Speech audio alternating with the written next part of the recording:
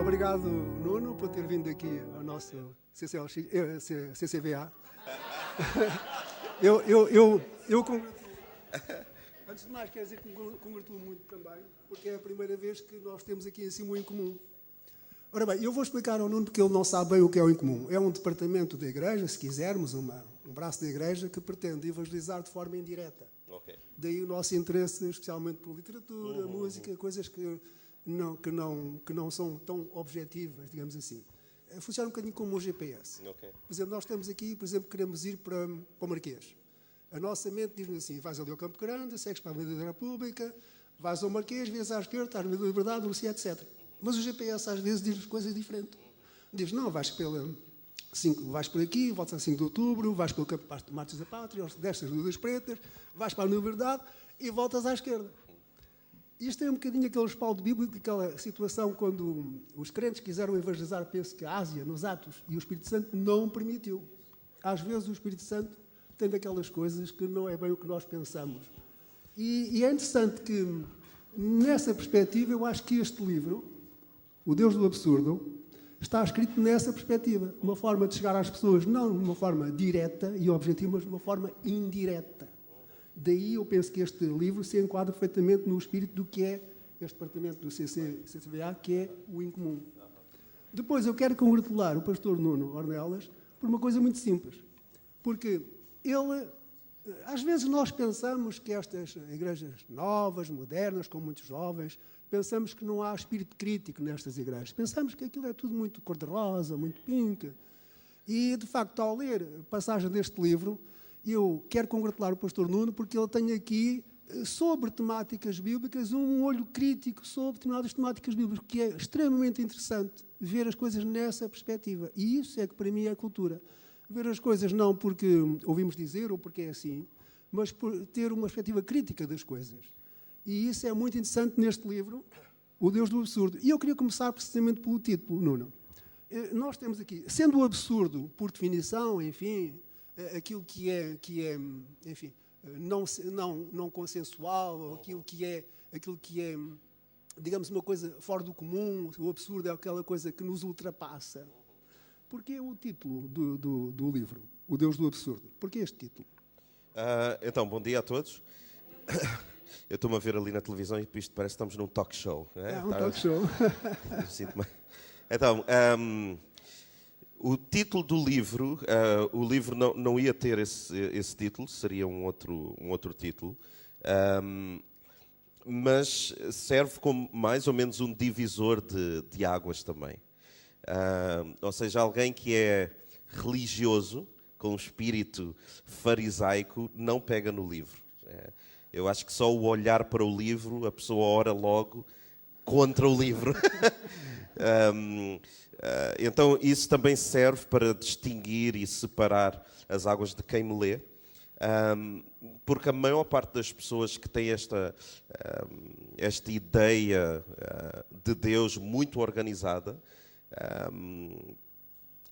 são pessoas que eu acho que não vão ter muito prazer em ler o livro. Então esse título serve para atrair aqueles que percebem que nem tudo em Deus é compreensível. Então a pessoa pensa, realmente há coisas na minha vida que são um absurdo, há coisas que acontecem na minha vida que são absurdas, há coisas que na leitura da própria palavra nós entendemos que para uma mente, para um olho despreparado, soam a coisas absurdas.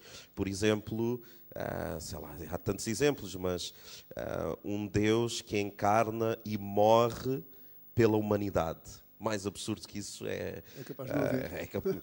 Um rei que vem e nasce numa manjedoura e que morre às mãos dos seus súbditos. Então há uma série de absurdos e eu considero que Deus, a nossa perspectiva de Deus torna-se muito mais saborosa e muito mais interessante quando nós reconhecemos que Ele não se esforça para se fazer lógico para nós. Ele é Deus e, como eu escrevo no livro, Ele é tão Deus que Ele não pede desculpa por isso. Ele não tem que, desculpa lá, isto vai parecer um pouco absurdo, o que eu vou fazer na tua vida ou o que vou fazer na vida dos outros. Então eu acho que é um tema muito abrangente e que desperta a curiosidade de alguns e afasta outros. Que eu acho que é assim um pouco o Evangelho também. O Evangelho atrai alguns e de alguma forma afasta outros que pensam que vão retirar dividendos ou vão desvirtuar o Evangelho. O que é que acha? É um bom título do livro? Escolheu bem o título do livro? Acho que é muito interessante. Eu por acaso, eu estive a ler algumas coisas e gostei bastante. Não li o livro todo, naturalmente, só agora que tive acesso a ele, mas li um capítulo que o pastor Nuno nos fez chegar, muito interessante. Há um texto aqui que eu gostei muito nesta história do Rui, que já no final do livro, presumo. Ele diz que o interessante é quando nós começamos a ouvir o outro, a dar atenção ao outro, a deixarmos ser autocêntricos para começar a ouvir o outro. E isso é uma coisa que, de um modo geral, é pouco trabalhada no contexto evangélico, digo eu. Não conheço todo o contexto, naturalmente, mas aquilo que eu conheço é muito pouco trabalhado. Fazemos pouco esforço em ouvir o outro, em saber os problemas do outro, as pretensões do outro, os sonhos do outro. De um modo geral, naquilo que eu sei, não é? Eu penso que nós somos um bocadinho demasiadamente autocentrados. Isto aqui que escreveu, quer continuar este raciocínio para nós? Obrigado. Então, sim, a ideia é, nós vamos desenvolvendo ao longo dos anos uma série de padrões, não só comportamentais, mas na maneira como nós ouvimos e respondemos aos outros. Não é? Então, se alguém está com uma dificuldade X, automaticamente nós já temos uma solução. Não é? Então, o meu desafio é não fazermos isso, mas não apenas ouvirmos o que o outro diz nas dificuldades, nas provações e privações da vida, mas não ouvir apenas, mas algo que eu faço um diferencial, que é escutar. Porque ouvir há pessoas que ouvem a vida inteira, mas nunca escutam, nunca tiveram a oportunidade de escutar algo. Eu posso apenas estar aqui e ouvir o louvor, e cantar e ouvir, o Isaac estava a dirigir, e os músicos e cantores, mas a diferença de quem tem um sucesso espiritual, vamos dizer assim, sei lá, uma progressão espiritual, é a diferença entre quem ouve e quem escuta. Quem ouve apenas. Quem escuta, presta atenção. Quem escuta, está lá mesmo, de verdade. Então, quando eu estou a ouvir a dificuldade de alguém, eu não posso apenas ouvir à espera de apresentar uma solução padronizada. Não, eu escuto.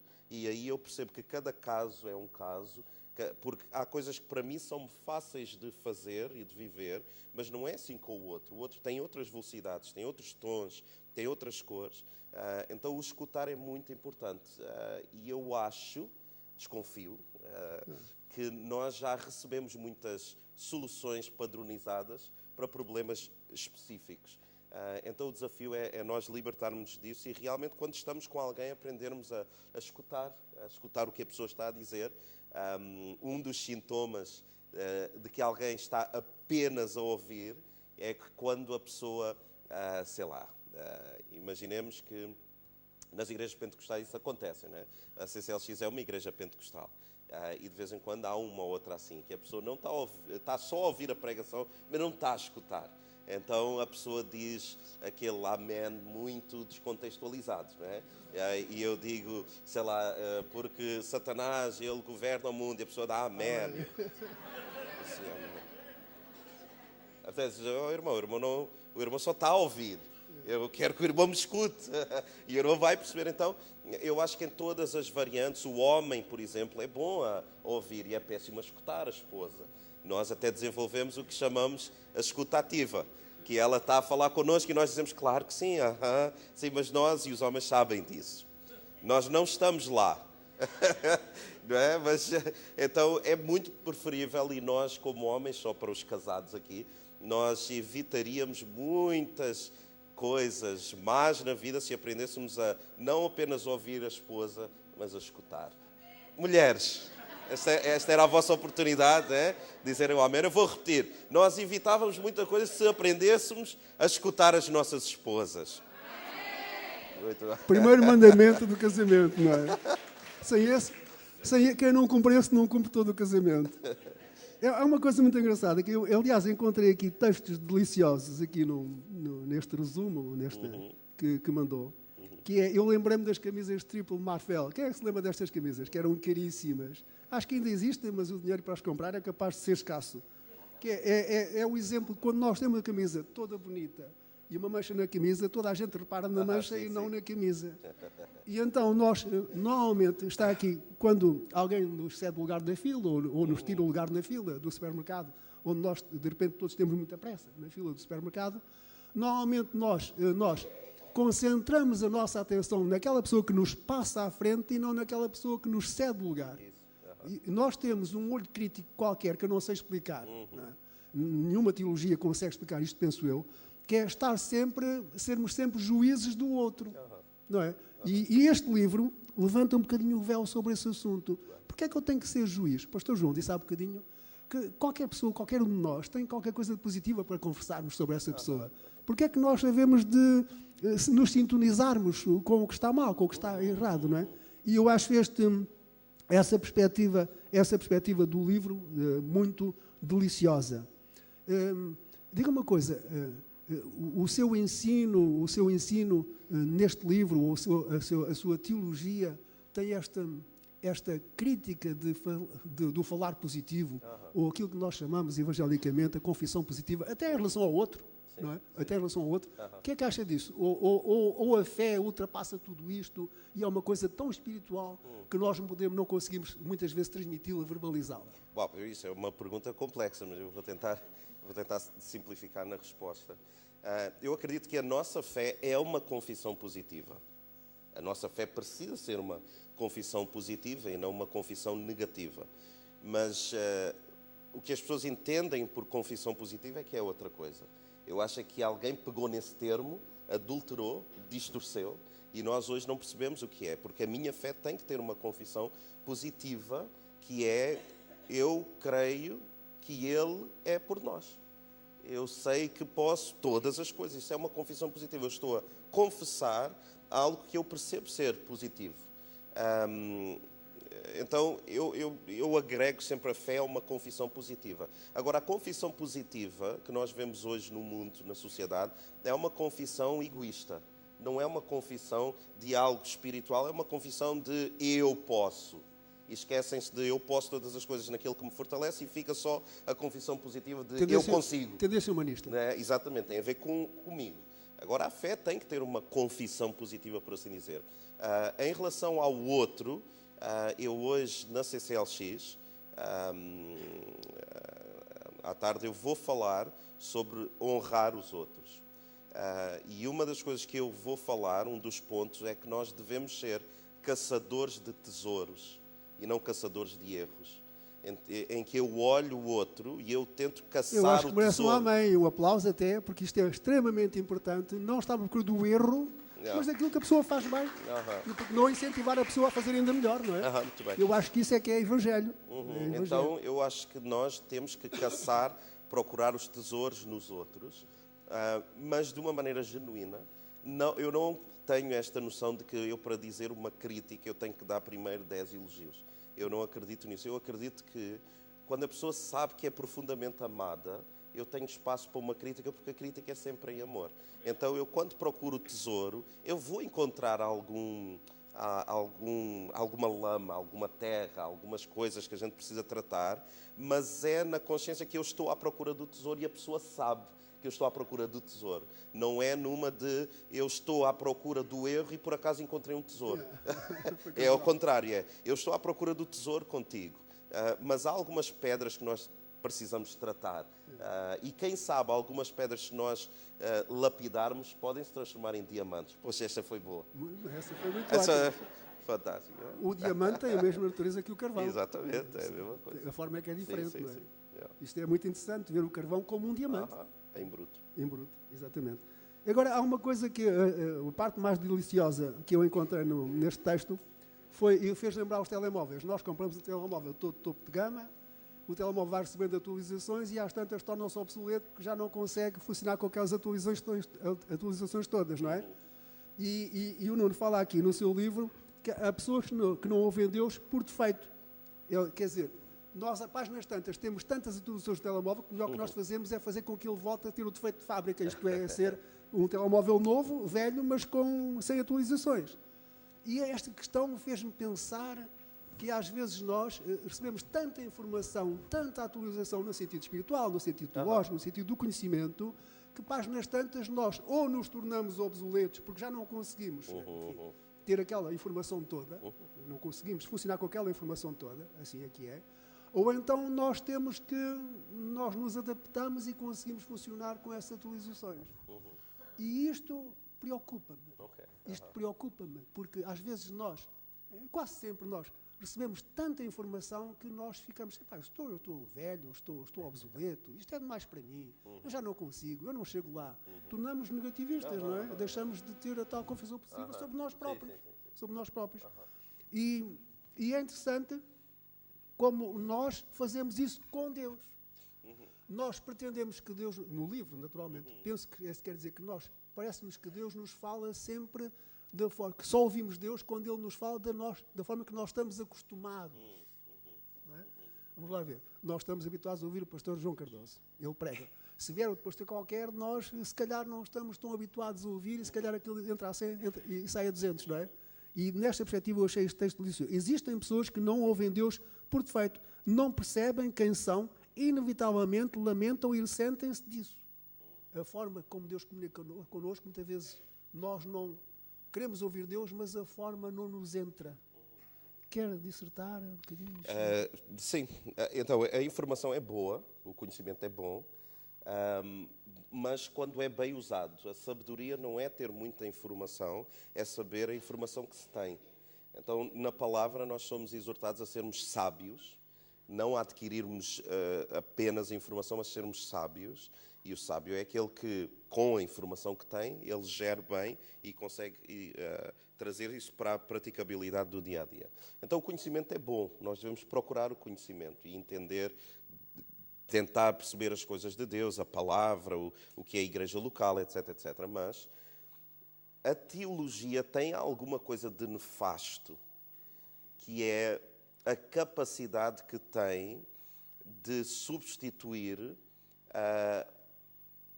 o sabor, o saborear da presença de Deus com a informação. Então eu posso chegar aqui ao púlpito e eu descarregar uma série de informação para os irmãos e falar de teologia e posso fazê-lo com alguma facilidade. Mas isso não vai produzir nenhum efeito nem nenhuma manifestação de Deus nas pessoas. As pessoas recebem informação, mas isso não produz mudança. Então a minha proposta é que a grande tragédia que existe em alguns lugares, algumas igrejas, é a tragédia de uma teologia, que é o estudo de Deus, que não produz uma teofania, que é uma manifestação de Deus. Então, tudo o que é estudo de Deus tem que produzir uma manifestação de Deus. Não vale de nada eu pregar aqui e nós não chegarmos à presença de Deus juntos. E as pessoas ficarem muito impressionadas comigo, com o meu conhecimento, e dizem, este pastor fala coisas que eu nem percebo, mas ele deve ser fantástico. Yeah. Porque ele fala coisas tão complexas, mas as pessoas saírem daqui na mesma postura. Yeah. Então, eu tento trazer a teologia, o bom da teologia, mas no dia a dia nós podemos fazer o estudo de Deus, sei lá, ao olhar para uma criança. Nós podemos aprender mais de Deus olhando para os nossos filhos do que com um manual de teologia sistemática, sei lá, que nós possamos estar ali a devorar, porque Deus manifesta-se no outro e nos outros. Então, o grande estudo de Deus, a gente já vai aqui a filosofar, mas o grande estudo de Deus é o estudo de tu encontrares Deus nos outros. E essa é a maior teofania, essa é a maior teologia. É Deus encarnado nos outros, nas atitudes dos outros, no dia-a-dia dos outros. Não sei se foi... Sim, muito bom, muito bom. Eu ouvi há tempos uma expressão muito engraçada, que a diferença entre conhecimento e a sabedoria é o conhecimento é uma pessoa que sabe fazer bacalhau com batatas, não é? Que sabe cozinhar muito bem. A sabedoria é saber que não deve comer demais. Isso. E isso é a sabedoria, é o conhecimento em prática. E se nós temos conhecimimo teológico, mas não temos sabedoria para pôr em prática, logo esse é eventualmente nulo, não é? Eu posso contrapor com uma ilustração também. Conhecimento é saber o que é uma fruta E saber que o tomate, por exemplo, é uma fruta.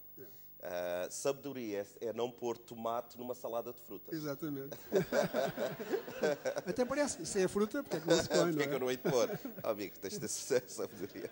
E eu vou terminar esta, eu não sei se lhe devo chamar entrevista, mas eu ler aqui um texto que eu achei delicioso também e que vai certamente criar uma imagem qualquer nas nossas mentes aqui nesta audiência.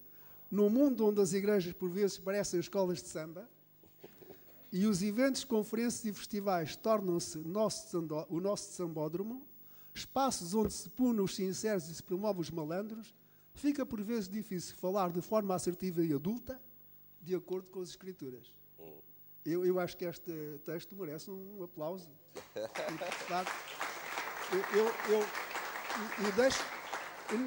Não é fácil dizer uma coisa destas. Não é fácil dizer isto. E especialmente não é fácil dizer isto um pastor, que é responsável por algumas igrejas, naturalmente. E isto é preciso coragem para dizer uma coisa destas. Eu não vou pedir para comentar isto, porque eu acho que seria, se calhar, ficaríamos aqui muito tempo a falar sobre este assunto. Sim. Fica talvez, quem sabe, por um Para uma próximo próxima. encontro. Sim. Não sei se querem levantar, receber o nosso pastor Nuno Neves com um aplauso e dizer que nós estamos parados para ouvir a palavra de Deus, porque certamente, e comprar o livro. Aliás, Sim, muito bem. o pastor Nuno vai estar lá embaixo com o livro, naquele sítio do costume. Quem quiser comprar ao preço especial de lançamento, que é... O que é o preço? Sim. É 12 euros.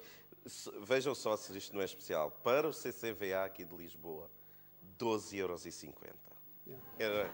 Eu não consigo fazer melhor. E eu, para terminar, quer dizer que é um bom livro, eu vou ler o livro, comprar o livro, gostei do que já li do livro, Muito bem. e eu acho muito interessante, e eu acho que é um livro de futuro também. Amém, muito Eu bem. acho que daqui a algum tempo nós podemos estar a falar muito sobre este livro. E muito obrigado pela vossa atenção e até já. Muito obrigado.